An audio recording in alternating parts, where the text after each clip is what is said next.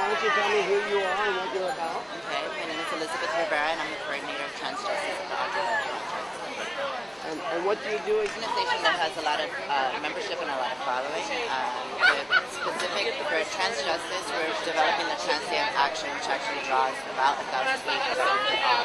I have footage of the first Transaction Day. I have the whole footage, yes.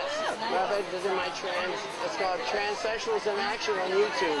So it gets lots of hits. Oh, wow. They don't get what they were expecting. They get Melissa Scar and some other people. I'm sure.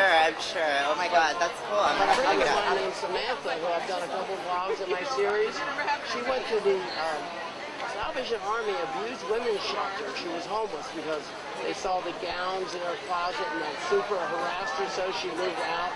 And they told her to leave her alone, but anyway, she was driven into homelessness. She went there and said, "I'm a woman," and they took her at her word and took her in, and she was very happy there. She felt validated, and they gave her clean panties and a bra. Is that part of the result of the kind of laws that you've gotten passed here in New York? Well, what we try to do is that if there are certain policies in place that certain institutions or employment institutions are not upholding, we hold them accountable. But by basically informing them that there is this law, the SONDA law, the Sexual Orientation Non-Discrimination Law, that does encompass a little bit of gender identity, but it's not always upheld, and that's the only problem. That these policies have been created, but they're not always pushed when they need to. When Samantha tried to transfer downtown, they said, "We don't take transsexuals here." I mean, in my own personal experience, I was a resident of Covenant House back 10 years ago, and I was forced to live on the men's floor, on the men's unit, because they did not recognize me as a woman.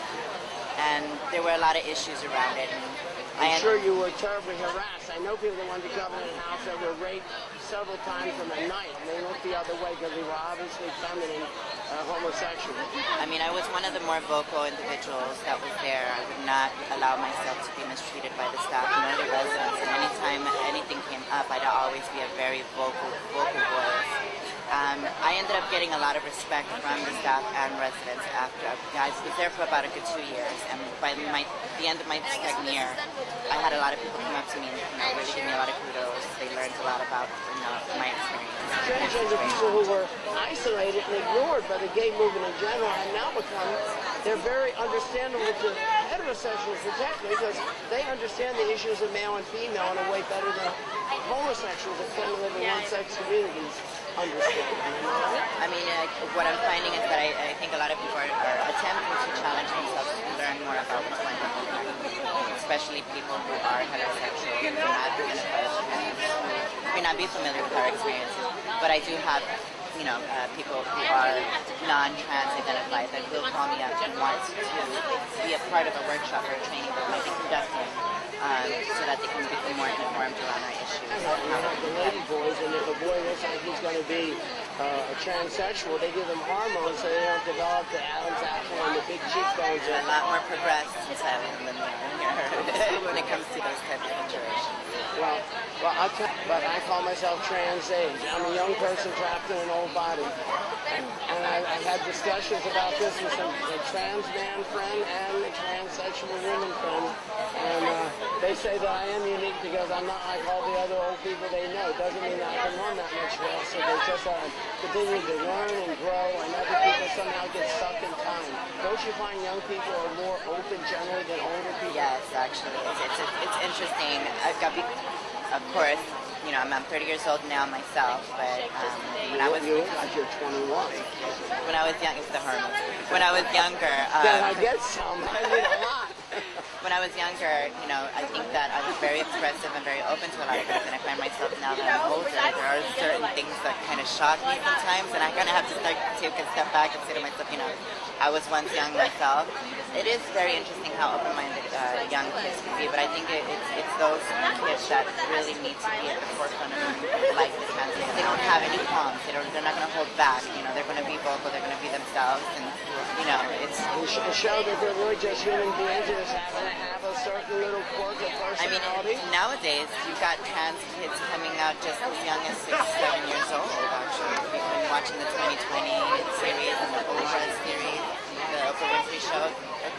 Kids are coming out a lot younger now, and just like things like Ugly Betty now has a transsexual character that you would have never seen before, 3 years back. You know, another thing that I find very interesting is I know some people don't realize that about 25% of transsexual people are actually heterosexual in the sense that my trans man friend, as a woman, only was attracted to men and now has transitioned into being a man and is now a gay man. Martine Blatt, I talked to her at the Human Assessment, she said that there were, I said there are thousands of genders. She said there are millions. That gender is such a fluid and multidimensional thing, that there are actually thousands and millions of variation in gender. We live in a world that only thinks in bipolarities, all male or all female. Actually, everyone, there's this huge spectrum with millions of variations along it between people.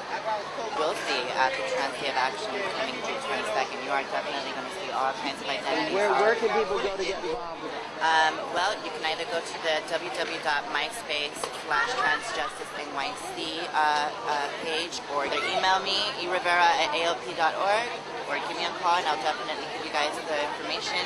We're having a press conference come June 19th in front of City Hall, basically just bringing attention to the Trans Day of Action itself. What are you going to do on Trans Day of Action itself? June 22nd, we're going to be meeting in front of Covenant House 41st and 10th. And then we're going to be going all the way down to Madison Square Park. We're actually going to hit a few targets along the way. McDonald's on 5th Avenue and 32nd, which the manager of that specific McDonald's beat a transgender girl with a neck height for using the women's restroom. And he was not fired and was not... Wasn't he arrested or anything? He was not arrested. Actually, the transgender girl got arrested. The charges got dropped. But there has not been no apology from McDonald's, and no type of action has been done as far as addressing the situation. And what's the other target? The other target is the Administrative and Children's Services. I think a lot of our young transgender individuals that have gone through the child welfare system have dealt with a lot of discrimination and a lot of kind of being disserviced, in the ways of not being provided all the adequate and well-rounded health care that they need. There was a time when transsexuals literally were relegated to working the streets as prostitutes. It was the only income available to them, or maybe performing in clubs. Now that transsexuals are getting some sort of legal status, I just wonder, are there certain professions or trades that the transsexuals tend to drift into, like beautician? I don't know. I've come across many transsexuals that have been able to overcome their situations, and gender non-conforming individuals. You've got makeup artists. I know of one specific person that is a fashion photographer. She's a fashion photographer in the fashion industry. I won't drop her name because she doesn't want me to, but she is a very beautiful woman working as a high-end photographer for the fashion industry. You got people that work as makeup artists, hairstylists, fashion designers. My roommate and I are starting what we call trans fashion, and we're taking the clothing and making it more transgender, just as a creative thing, learning to sell it. She's much younger than me. Then you've got other members like myself and Sylvia Rivera and other people within the community that have chosen to take a different path and actually, become involved in work that's going to impact and address a lot of the issues that are going on in their community. Did you know Sylvia?